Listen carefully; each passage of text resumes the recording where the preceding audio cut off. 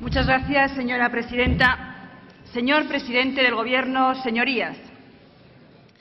Intervengo en nombre de Eusko Alkartasuna para expresar nuestra posición en este debate de singular importancia. Y lo es por su propia naturaleza y lo es también por el momento en el que se produce, en especial en lo que se refiere a Euskadi. No se le oculta, señor presidente, que más allá de una evaluación de lo sucedido en este año, queríamos conocer cuáles van a ser en los próximos tiempos sus políticas, sus actuaciones respecto de dos grandes cuestiones pendientes desde la transición: el reconocimiento de los derechos de las naciones que componen el Estado y la pacificación y normalización de Euskadi. En el debate de investidura, nuestro voto fue una abstención. Significaba un compás de espera y una apuesta por un verdadero cambio que recuperara las libertades recortadas por el Gobierno del Partido Popular, que llevara a cabo avances en política social y cambios en política exterior, que abriera la puerta al diálogo interrumpido y, en definitiva, que supusiera una rectificación de la contrarreforma antidemocrática. El balance para Eusko Alkartasuna, lo debo decir sinceramente, está plagado de claros y oscuros. No les negamos que hayan hecho avances, somos sinceros, en determinadas materias: derechos civiles para todas las personas, reformas de derecho de familia, las subidas de las pensiones, la ley contra la violencia integral de género o cambios en política exterior, como puede ser, evidentemente, la retirada de las tropas de Irak.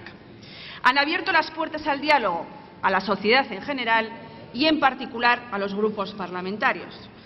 Pero permítame, señor presidente, que a veces les falta llenar de contenido ese diálogo. Señor presidente, en todas estas iniciativas de avances, en todas, ha tenido usted el apoyo parlamentario de Eusko Alkartasuna. Pero, sin embargo, y aquí vamos a la parte de la oscuridad, en muchas cuestiones seguimos igual. Podría hablarle de muchos temas, pero tocaré algunos aspectos puntuales y otros más generales. En los aspectos puntuales, pero no por ello menos importantes, podríamos hablar de las infraestructuras vascas, por ejemplo, la Y. Podríamos hablar de los ataques que se siguen produciendo contra el concierto económico, algunas veces por dirigentes socialistas, lamentablemente. Pero, en general, hay un tema muy importante, porque no han corregido los graves errores del pasado. Solo me centraré en una materia: justicia. Aquellas reformas, tantas y tantas reformas de justicia, que vulneraron muchos principios básicos, como la humanidad, el principio de humanidad de las penas, la reinserción, un régimen de incomunicación tremendo, siguen estando ahí.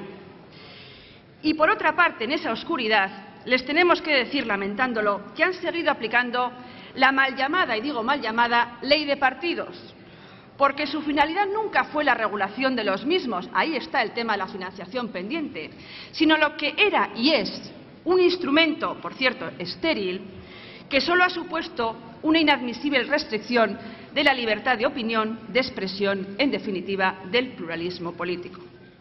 Y hasta hoy, al menos hasta hoy, ha habido una entente de su partido, su Gobierno y el Partido Popular, en especial en el tema de la política vasca.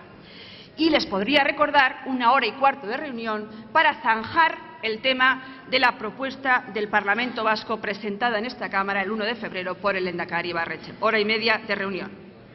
En aquel momento, ya se lo dijimos, pero creemos interesante recordarlo, expresaron nula voluntad de diálogo y negociación. Y era una propuesta, y es una propuesta, legal, legítima y democrática.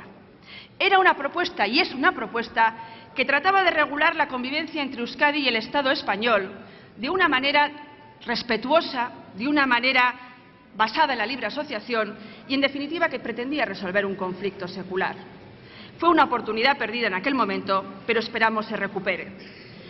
Y hoy, tras las elecciones vascas, algunos pretenden hacer creer que los principios básicos contenidos en esa propuesta no han sido avalados por la ciudadanía. Interpretación que solo podemos entender o bien desde el desconocimiento de la situación o bien desde el propio interés particular de quien fuere.